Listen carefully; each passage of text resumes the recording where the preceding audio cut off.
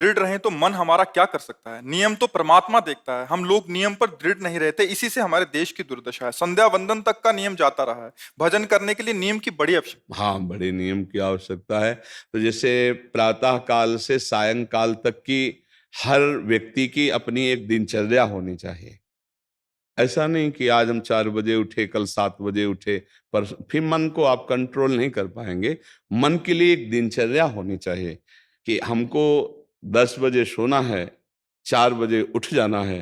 तो फिर 4 से 4:15 नहीं होना चाहिए, 4 बजे उठ जाना, ऐसा नियम बना ले। और उठ करके हमको थोड़ी देर नाम जप करना है, थोड़ी देर हमें वाणी जी का गायन करना है, थोड़ी देर हमें ध्यान, एक अपनी दिनचर्या। फिर हम अपने संसार के कार्य के नियम, जो संसार के कार्य हैं, उनको भी करते हुए भगवान को समर्पित करें। जैसे जो पद में है, जो आपको राष्ट्र सेवा मिली है, जो आपको समाज सेवा के पद मिले हैं, या आपको जो घर की सेवा के कार्य मिले हैं, उनमें बहुत धर्म पूर्वक आचरण होना चाहिए।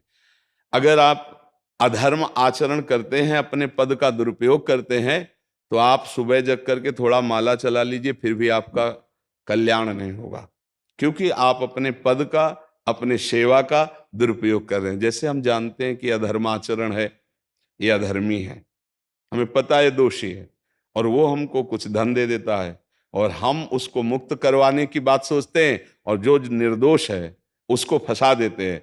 अब तुम चाहे जितना माला चलाने की कोशिश करो या दान पुण्य करो, वो तुम्हारा अधर्म आचरण, वो अधर्म का धन तुम्हें सतमार्ग में नहीं जाने देगा। नियम लेना चाहिए कि जिस पद में है, जिस धर्म में है, जिस कर्तव्य में है, चाहे कुछ भी हो जाए, हम अपने कर्तव्य से विमुख नहीं होंगे। जितना जप महान है, उतने कर्तव्य महान है। दोनों बातें समझना है। जब माला फेरा और इसके बाद बेईमानी, अधर्माचरण, इनका कोई नियम नहीं है कि हमें कैसे चलना है, तो वो माला काम नहीं कर पाएगा। क्योंकि उसका तभी सत्य भाव माना जाएगा माला जपला, जब धर्माचरण है। धर्माचरण नियम से। बोले वो बड़े कट्टर नियम वाले हैं, उनको घूस नहीं, आप उनको भयभीत करके नहीं काम करवा सकते, प्रलोभन में काम नहीं करा सकते। ये हमारी गृहस्थी है ना, तो गृहस्थी के पालन के लिए धन चाहिए, और धन के लिए हम धर्म को आगे रखें, धन को नहीं। धर्म को, हमारा कर्तव्य क्या, प्रायः जैसे पूज्य बाबा ने कहा, आज हमारे देश में बहुत दुर्दशा हो रही है। दुर्दशा हो रही, क्यों? क्योंकि सब अपनी जगह से गलत हो रहे हैं। अगर अपनी जगह हम ठीक रहे तो हमारी दुर्दशा नहीं होगी। हमारा भजन कम होगा, लेकिन हम धर्म से चल रहे हैं तो हम विजयी होंगे। हम भगवान को प्रसन्न कर सकते हैं, क्योंकि हमें जो कार्य मिला है वो भगवान का ही कार्य, सृष्टि भगवान का कार्य। जैसे नए बच्चे कुछ वकालत पढ़ रहे थे, तो यहाँ के प्रश्न किया था कि हम जानते हैं कि वो दोषी नहीं है, हम जानते हैं कि वो दोषी है, पर दोषी हमें पैसा दे रहा है, तो हम वकालत पढ़ी इसीलिए, हम उसको जिताएंगे, तो ये क्या कोई पाप है? तो उनका खुला पाप है। बोले नहीं, हमारी कोई ऐसा कंपनी दो, ऐसा कुछ बोले कि हमारी कंपनी को ये सिखाया जाता है, तो हमको तो ये करना ही होगा, अगर नहीं करेंगे तो हमारी वकालत का मतलब क्या रहा? तो नहीं, वकालत का मतलब अधर्मी को मुक्त करवाना नहीं है। वकालत का मतलब अधर्मी के सबूत एकत्रित करके उसको दंड दिलवाना है, और धर्मात्मा को मुक्त करवाना है। अब इसके लिए आपके पास अर्थव्यवस्था अगर कमजोर भी है, तो धर्म व्यवस्था आपकी पूरी है। धर्म व्यवस्था ठीक है तो परिवार स्वस्थ रहेगा, सुखी रहेगा, भगवान आप पर प्रसन्न रहेंगे। अच्छा, फिर हमने तर्क रखा कि जैसे आपकी बहन के साथ कोई गलत व्यवहार करे, आपको पता है, और वो आपको 10 लाख रुपया घूस दे, तो क्या आप उसका पक्ष लेंगे? नहीं। तो फिर दूसरी बहन के साथ किया है। अब यहां विचार करना है ना, अपने भाई का अगर कत्ल किए हो, मुझे पता हो कि ये दोषी है, तो क्या हम पैसे से उसको मुक्त करने देंगे? लगेगा कि जान की बाजी लगा देंगे, और तुम्हें हम, ऐसे ही एक गरीब आदमी की किसी ने हत्या की है, तो आपका पक्ष बनता है। पर यह ज्ञान कहां मिलेगा? बिना अध्यात्म के ये ज्ञान तो मिलेगा नहीं। ज्ञान तो इस बात का मिला कि कैसे पैसा कमाया जाए। अच्छा, वो पैसा यदि अधर्म से आया है तो आपकी दुर्दशा कर देगा, आपकी बुद्धि भ्रष्ट कर देगा। तो जो बाबा कह रहे हैं कि आज हमारे समाज की बड़ी दुर्दशा हो रही, उसका कारण यही है कि हमें अध्यात्म का ज्ञान नहीं, हमें धर्म का ज्ञान नहीं, और बड़ी बड़ी गलतियां हो जाती है। बिल्कुल पता है आदमी निर्दोष है और हम धन के प्रभाव से उसको दंड दे देते हैं। वो दंडा भगवान जब आपको पलट कर देंगे तो आप सह नहीं पाओगे, उसका परिणाम बहुत बुरा होता है। तो इसलिए समाज को चाहिए अपने अपने कर्तव्य का पालन करते हुए एक नियमावली बना ले। जैसे कुछ दुकानों का नियम होता है कि वहां फिक्स रेट होता है, नहीं होता? वहां ये नहीं चलेगा कि कसम से कहते हैं कि तुम्हें हम अपना जान करके कि 100 रुपया मीटर ये मिला है, हम बिल्कुल मुनाफा नहीं ले रहे। नहीं, झूठ क्यों बोल रहे हो? दुकान खोले हो मुनाफा के लिए, झूठ क्यों बोल रहे हो? नहीं लेंगे मुनाफा, हम जितने का लाए हैं उससे मुनाफा लेंगे, पर 120 रुपया मीटर देंगे, कपड़ा बढ़िया है, नाप फिट है, इससे नीचे नहीं उतरेंगे, हमें सफाई देने की जरूरत नहीं है कि हम कसम खाते हैं या ऐसा। हम जानते हो ये बिजली है, दुकान है, नौकर लगे हैं, तो इसका मुनाफा लेने के लिए दुकान खोलें, कोई दान करने के लिए तो नहीं। तो सबको पता है मुनाफा लेगा, लेकिन एक फिक्स दाम, उसे 10-20 रुपया का मुनाफा लेकर के हम उसको बेच रहे हैं। लेकिन झूठ क्यों बोले? बोले झूठ के बिना धंधा नहीं चलता। नहीं, ऐसा नहीं है। अब असत्य बोलोगे तो उससे जो आपको मुनाफा मिलेगा वो आपकी बुद्धि भ्रष्ट करेगा, और सत्य है कि मुनाफा के लिए है वही चीज, और आप एक फिक्स रेट में दे रहे हैं, बढ़िया है। अब अगर आप कोई मिलावट करके भोजन सामग्री दे रहे हैं, आपको पता है, तो जो खाने वाले के हृदय में बैठे हुए भगवान है वो तुम्हारे जीवन में मिलावट कर देंगे, तुम्हारा जीवन महान दुखमय हो जाएगा। ये कहां समझा जाता है? एक आदमी सिंथेटिक दूध बना रहा है, उससे कहो ये अपने बच्चे को पिलाओ, नहीं पिलाएगा। फिर ये दूसरे का बच्चा जब पिएगा तो उसकी हालत क्या होगी? दूसरे शरीर में जाएगा तो हालत क्या होगी? वो केवल धन की बुद्धि रख रहा है।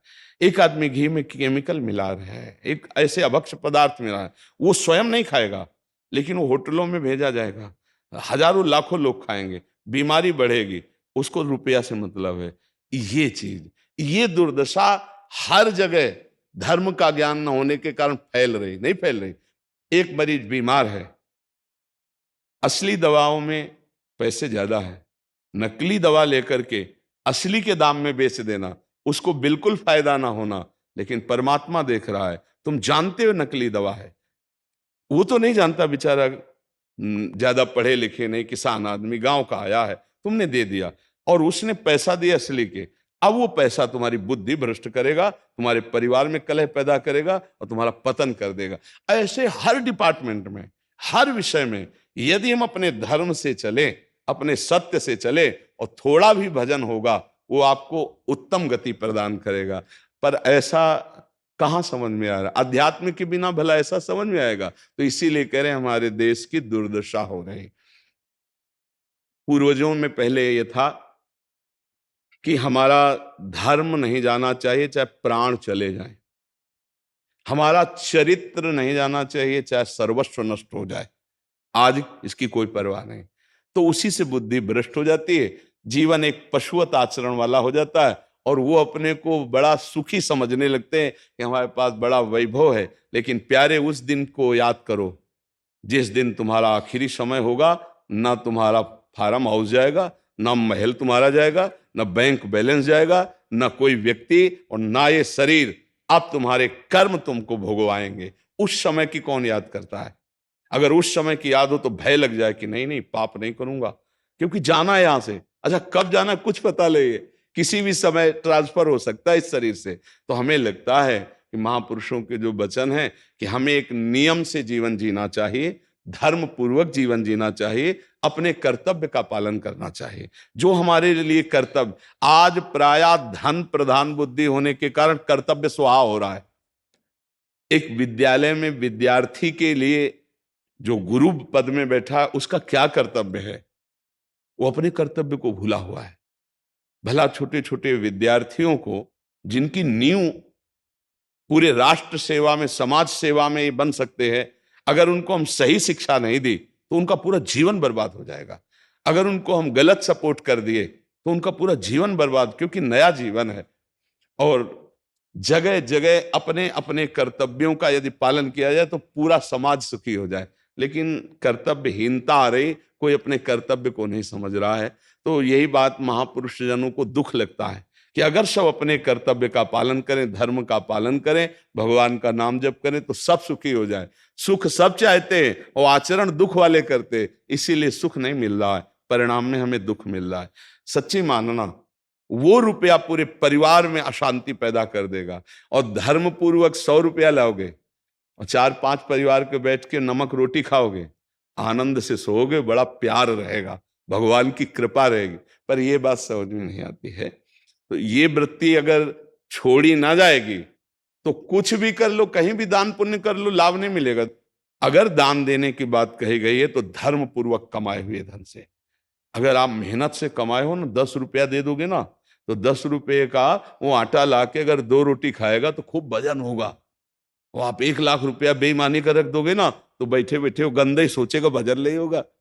उसका गंदा सोचना और आपका गंदा करना, दोनों मिल करके, उसके कारण भी तो आप बने ना, तो आपका ही पतन हो जाएगा। उसको तो भगवान बचा लेंगे क्योंकि भगवान की शरण में है। तो मुझे लगता है अधर्म के धन से कभी किसी को लाभ नहीं मिलता। तो अपने कर्तव्य का पालन करते हुए यदि नाम जप किया जाए तो बहुत जल्दी हमको लाभ प्राप्त हो जाए। बहुत सुंदर, मतलब ये चर्चा होती है, अगर आप लोग इसको धारण कर लें तो निहाल हो जाएंगे। सच्ची कह रहे, ये जो बातें हैं ये बहुत सुंदर जीवन को पुष्ट करने वाली हैं, पर आप धारण कर लें तो बात है। नहीं नहीं तो जैसे लाभ दिखाई दे रहा 50,000, तो ये बातें भूल जाओगे, ये बातें अच्छी नहीं लगेंगी। हे यार, बहुत बढ़िया काम घर में आएगा, पर हमारी ये बात ध्यान रखना, वो 50,000 घर में अशांति पैदा कर देगा। सच्ची मानना, आप धर्म से चलना, धर्म से चलोगे तो भगवान तुम्हारी रक्षा में रहेंगे। अधर्माचरण, देखो कैसी कैसी घटनाएं होती हैं। बढ़िया कार है, फिल्मी गाना लगाए चल रहे हैं, और वो एक्सीडेंट हुआ, आग लग गई, बाहर निकल ही नहीं पाए, वो अंदर ही जल गए। क्या हुआ? ये करोड़ों रुपए की कार भूंज दिया तुमको अंदर ही बैठाल के, धू धू करके आग लग गई, अंदर जल। ऐसे जलना चाहते हो या भगवान के आनंद में चिंतन करके शरीर छोटे हो, फिर दाह संस्कार हो ऐसे कि सब लोग भगवान के नाम का कीर्तन करते ही जा रहे, फिर आपका अंतिम संस्कार, वहां जीवित जल गए। क्या हो सकता है? एक एक पल तुम्हारे कर्म का हिसाब होगा, एक एक सेकंड का।